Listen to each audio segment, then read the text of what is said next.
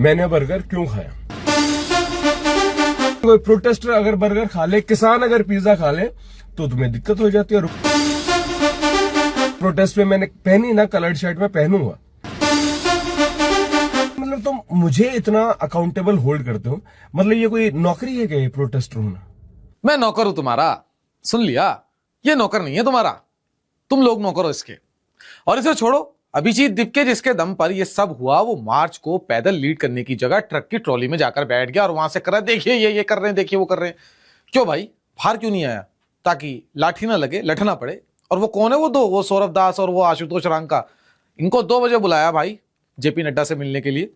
ये भाई साहब पहले 11 बजे पहुंच गए और बैठे रहे, 4 बजे तक वहीं बैठे रहे, सिर्फ 10 मिनट की मीटिंग के लिए, जब तक प्रोटेस्ट खत्म ना हो जाए। मतलब अब इनको ये लग रहा था कि 4 बजे तक तो खत्म हो जाएंगे।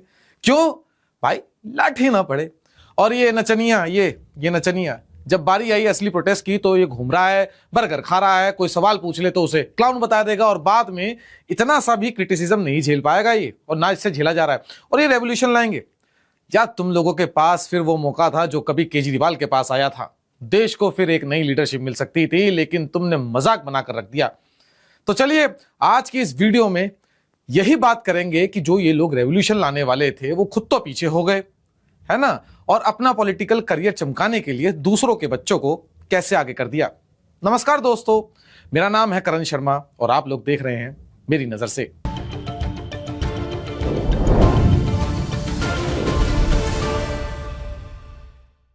जब लाठी चल रही थी, जब बच्चे खून से लथपथ थे, तब मूवमेंट के बड़े चेहरे कहां थे?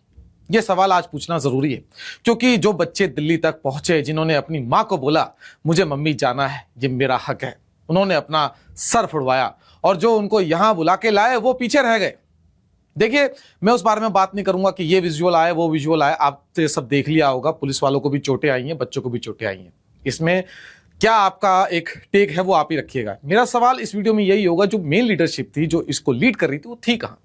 आज इस वीडियो में हम देखेंगे कौन आगे था लाठी खाने के लिए और कौन पीछे था। अब देखिए, दीप के अगर आप इसकी पिछले की 20 दिनों की जो है ना वीडियो देखेंगे ना, जो जंतर मंतर से आ रही है, उसमें आप देखेंगे कि एक में तो किसी में ये खाता हुआ दिखेगा, भाई वाह क्या बात है, ब्रेड पकौड़े खाएगा, कभी छोले भटूरे खाएगा, हमेशा खाता हुआ ही दिखेगा।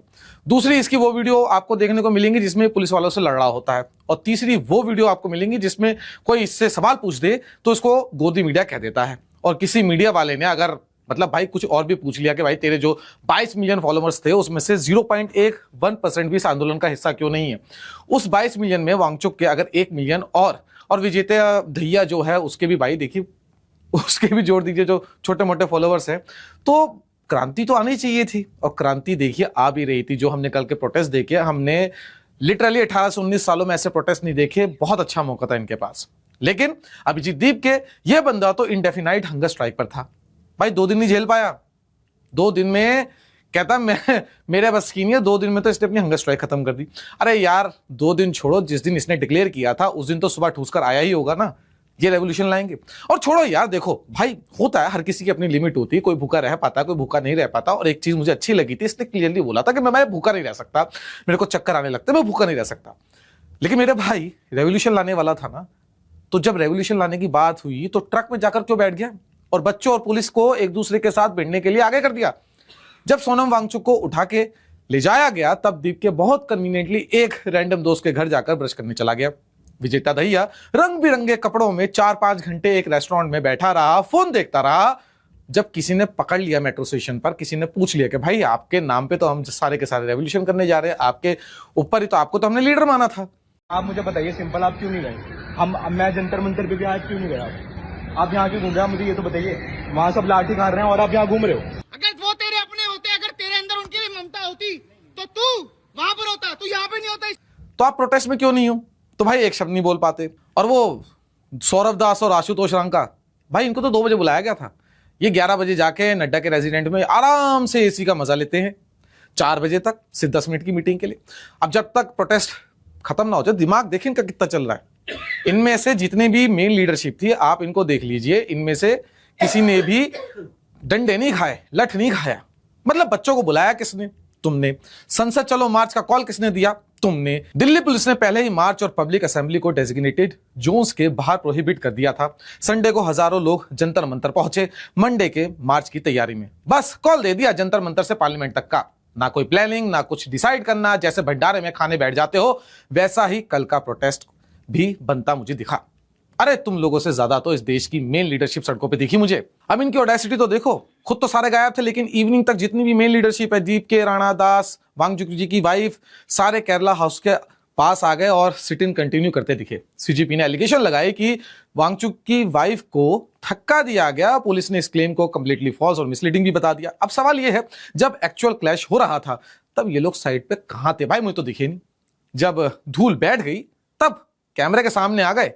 और मुझे यार समझ नहीं आया कि भैया को इतनी लाइमलाइट दी क्यों जाती है, इसे आज तक दी क्यों गई?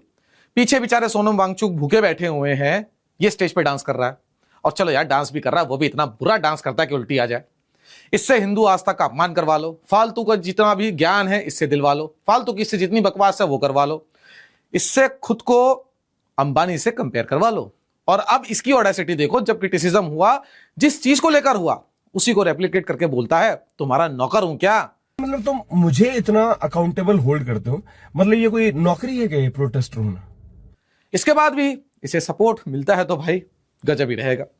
एक निशा बोरा जो 22 दिनों से भूख हड़ताल पे थी, ना तो उसका मेरे को वेट कम दिखा, ना एनर्जी कम दिखी और ना ही प्रोटेस्ट साइट पर वो मुझे दिखी। हाँ, जब कैमरा आया या कोई सेलिब्रिटी आई तो ये भी सबसे आगे उस समय बैठी हुई दिखी। अपनी मर्जी से आना, अपनी मर्जी से जाना, वो भी महंगी गाड़ियों में।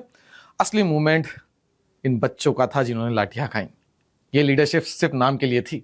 जब तक स्टेज पे खड़ा होके स्पीच देने की बारी थी तब तक ये सारे आगे थे। जब लाठी का टाइम आया तो सारे पीछे हो गए। अगर तुम्हारी स्ट्रेटेजी थी कि मैं पीछे रहूं ताकि मूवमेंट जिंदा रहे, मानते देखिए ये भी एक स्ट्रेटेजी होती है, तो वो बोलो ना, खुले तौर पे बोलो ना ऐसा है। चुप रहकर रेस्टोरेंट में बैठना और फिर सवाल पूछने पे गुस्सा होना ये स्ट्रेटेजी नहीं लगती, ये सिर्फ बचना लगता है। बाकी सरकार को भी देखिए, धर्मेंद्र प्रधान को पहले ही हटा देना चाहिए था और शायद सरकार हटाने भी वाली थी, लेकिन कहा जाता है ना भाई कि ओडिशा में सरकार उन्होंने ही बनवाई थी, तो थोड़ा हो सकता है कि कुछ सोच रहे हो कि भाई दूसरी मिनिस्ट्री दे देंगे। अब टाइम ज्यादा हो गया, ऐसे में सरकार ने ना कोई एक्शन नहीं लिया ना, ये इसकी वजह से ऐसा दर्द बन गया है कि खड़े होते हैं तो दर्द होता है, बैठते हैं तो दर्द होता है और दर्द ही हो जा रहा है। ये एक ऐसी हड्डी बन चुकी है कि भाई ना तो निगली जा रही है ना उगली जा रही है। अब देखिए, ये वीडियो किसी एक इंसान को ट्रोल करने के लिए नहीं बनाई गई है। ये सवाल है कि जब तुम लोगों को बुलाते हो अपने मूवमेंट के लिए, जब उनसे उनकी सेफ्टी, उनका फ्यूचर दाव पे लगवाते हो, तब तुम्हारा फर्ज क्या बनता है भाई? जो बच्चे लाठी खा के भी खड़े रहे उनको सिर्फ जेन्युइन क्राउड बोल के भुला दिया जाएगा, या उनकी कहानी भी उतनी ही शेयर होगी जितनी तुम्हारी हुई है या तुम्हारी होगी? हिस्ट्री में जब भी बड़े मूवमेंट्स होते हैं तब दो तरह के लोग होते हैं, वो जो आगे खड़े होते हैं लाठी के सामने, और वो जो कैमरे के सामने खड़े होते तो हैं सिर्फ दिखाने के लिए, देखिए भाई मुझे लाठी पड़ी है, पड़ती नहीं है। आज तुमने दिखा दिया कि कौन किस तरफ है और तुम कौन से वाले मूवमेंट के अंदर हो। अब फैसला तुम्हारा है, आपसे कह रहा हूं मैं, अब फैसला आप लोगों का है। आप कमेंट सेक्शन में बताइए आपको क्या लगता है, क्या ये लीडरशिप फेलियर था या जेन्युइनली एक स्ट्रेटेजी थी? अगर वीडियो पसंद आया है और आप चाहते हैं कि ऐसी हम डीप एनालिटिकल वीडियोस बनाते रहें तो चैनल को सब्सक्राइब जरूर कीजिएगा। तब तक के लिए देखते रहें CF TV। जय हिंद।